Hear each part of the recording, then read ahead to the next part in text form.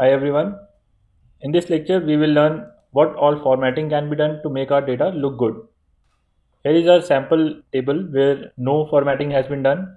Data in this format is not very appealing and you should not show such data in your presentations. Let's try to learn the tools which make data beautiful.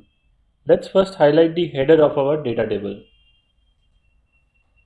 We'll select the cells which have the headers and we'll click on the B icon which bolds the text that we have selected. You can see the weights of the text in this selected area has been increased. You can compare student with the student 1 written below. Now we will select the student 1 and other student names from the data and make them into italics. We'll click on the I icon and you can see that all the student names have been changed to italics. Now we will bold the average written in the 14th row, but to do that, instead of selecting all these and clicking on bold icon, we will select the first row, which is our header row, and click on Format Painter.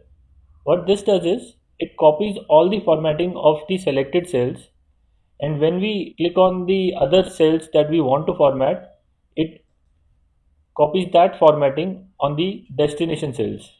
As we can see, average is now also in bold format. Next, what we will do is we will underline the total and percentage headers. So we select those two cells and click on underline. You can see that these two headers are now underlined. Now we will change the format for this table. We'll select the whole table, go to the drop down option where Calibri is written, and we will select Century Gothic font for our table.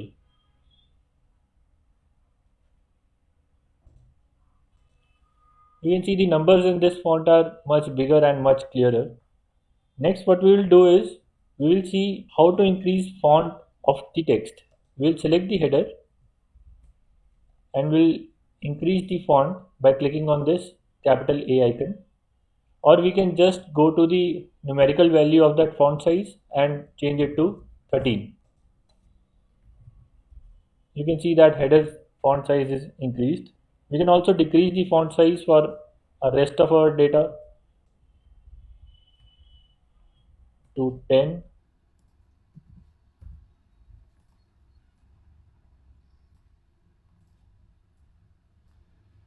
Next, we will apply border to our table.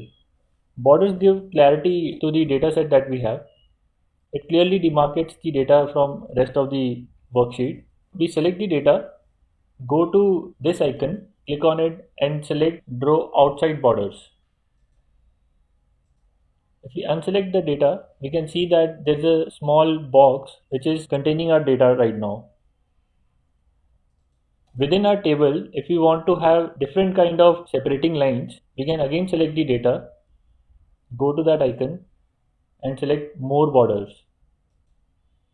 Here you can select the style of line that you want to include, and then in the right side where a graphic box visible, you can click and add borders. This represents that we have added a dotted separating line within our data, and outside there is a solid box. If you click on OK,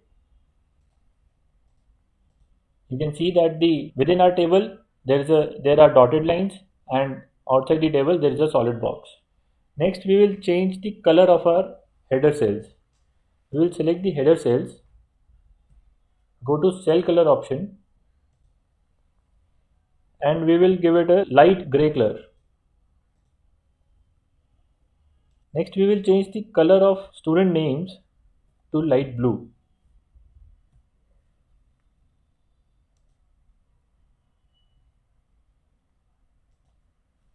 We can see that some of the students' name are not visible because of limited space in the column A. So now we will learn how to increase and decrease the column width and row height. First of all, we'll double click on the separator between A and B column. This will automatically increase the width of column A to fit all the text in column A.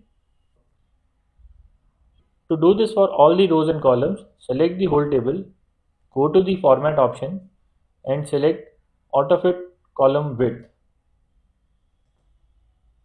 We can see that it has fit all the data in each column basis the maximum characters in that column. We can see that total column is now very small, whereas the percentage column is very large. To manually correct this, you can go to the separator between H and I to increase this, or you can also go to the format option and specify column width for this column. Similarly, height of row can also be increased or decreased. So for average row, we will increase the row width slightly.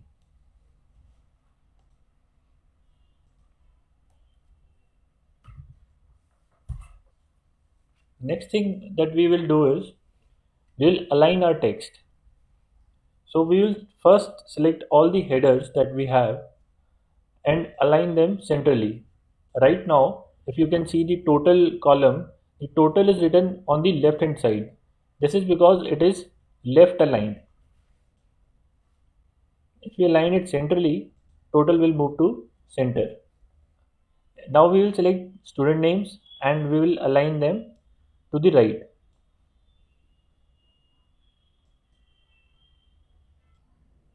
For the last row, which contains average, we can align text vertically also.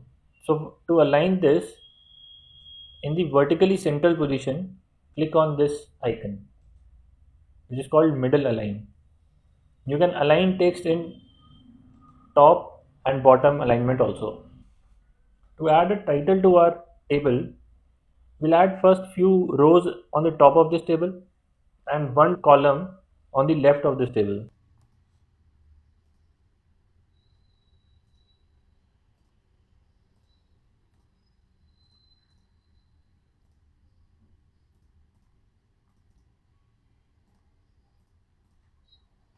One shortcut to note here is once we have added a row, to repeat that action, you can use a shortcut which is to tap F4 key.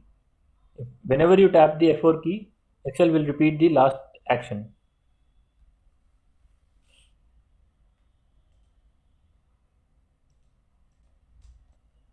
Now let us first write the title of this table, which is same as the title of this lecture, data formatting. And this table contains student data of class 12. Now you can see that the B3 cell, it has more characters that can fit into the column width. That is why the text in that cell is going over into the next cell. To avoid that, we can use the wrap text option. When we click on wrap text, the data within that cell moves into the next line within that cell.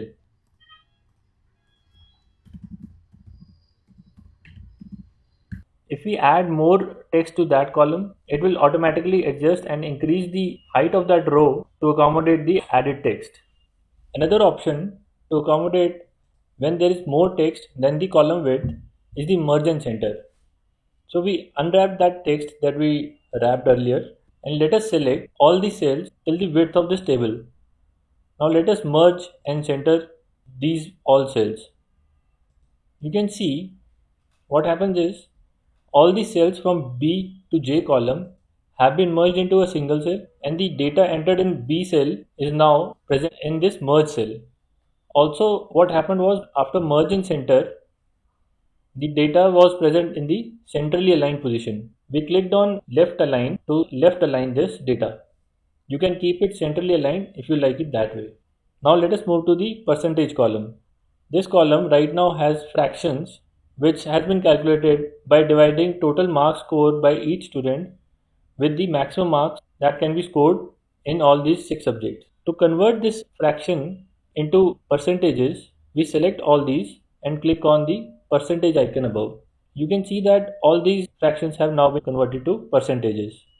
Another thing that we would like to do is in the last row, which is the average row, we can see that there are a lot of decimal points. These numbers after the decimal points may not be relevant to us.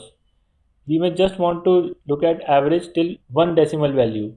So let's select all these and go to the reduce decimal values.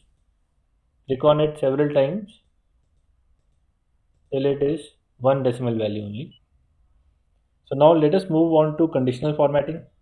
Conditional formatting is a very strong tool that Excel provides us. This tool provides us the option to visually highlight the data as per the rules that we have specified.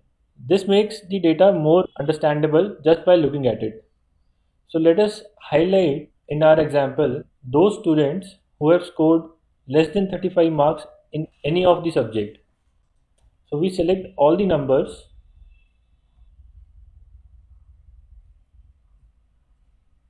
then we go to conditional formatting and go to highlight cell rules, select less than value, give a value of 35. You can select several options here. We will be selecting light red fill with dark red text. You can see that 4 cells have been highlighted. For student 2 who has scored less than 35 marks in history, student 5, and there are 2 other failing students in history. All these have been highlighted. Had this option not been available, you would have to manually find all these individual cells and highlight them using the cell color option. There are other options in conditional formatting also. So let us select the total column and let us look at what other options are available. So if we go to the top bottom rules, you can highlight the top 10% students basis their total marks. We will change the color to green and select top 15% students. So student 4 with maximum marks has been highlighted, who has scored 522 out of 600. Other options available in conditional formatting are, so we select the percentage column and we go to data bars. It will not be easy to visualize on the percentage column. Let's go to the maths column and go to conditional formatting, data bars.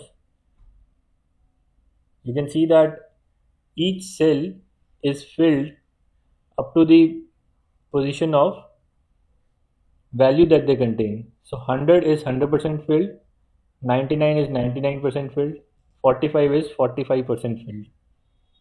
Similarly, now we will select the science marks to look at other options.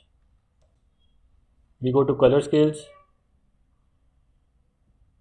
If we hover over one of the options, you can see that the colors are highlighted basis their values. So the highest is, so in this example, highest is marked in dark green and the lowest is marked in red, and different set of values have been highlighted in different set of colors.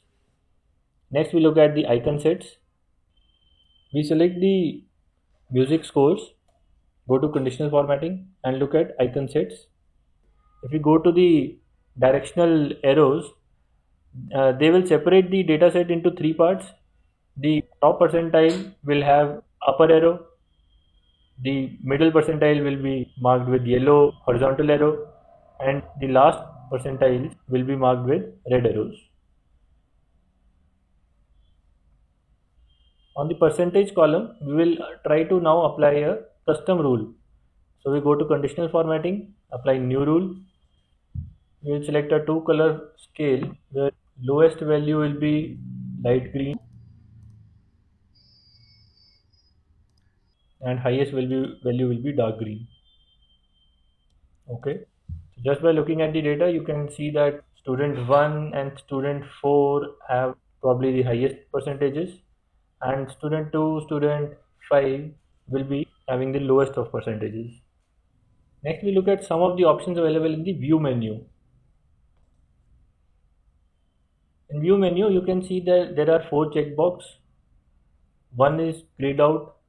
There is one option of grid lines. If you uncheck it, you'll see that the grid lines around the table have been removed. This particularly highlights the data table and the cells that contain the data. All the other cells, the boundary for those cells have been removed. If you uncheck the formula bar will not be visible to us, but we'll like to see the formula bar, so we'll check it. If we uncheck the headings option, we'll see that the column names and row numbers have been removed, but we'll keep that also. There is a zoom option also, but instead of using that, I'll suggest that we should use zoom in and zoom out from the bottom right corner. Next, we will look at an important tool which is freeze panes. Freeze panes gives us three options, which are we can freeze the top row or the first column or the customized row and column that we want to freeze. What freezing a row or a column does is whenever you scroll down, we are not able to see the table headers for the rest of the data. Similarly, if we scroll to the right, we will not be able to see the student name if there are a lot of columns in between. So what we can do is we will use freeze panes and we will use the first option. To use this, select the cell whose top row and left column you want to freeze. Select that cell, go to freeze panes and click on freeze panes. You can see there are suggestive lines which say that the top part of that line has been frozen and the left part of that line has been frozen. Now if you move your cursor below, the top pane is not moving, all the table is going under it, and if you move it to the right, the left part is not moving, the other part is moving under it.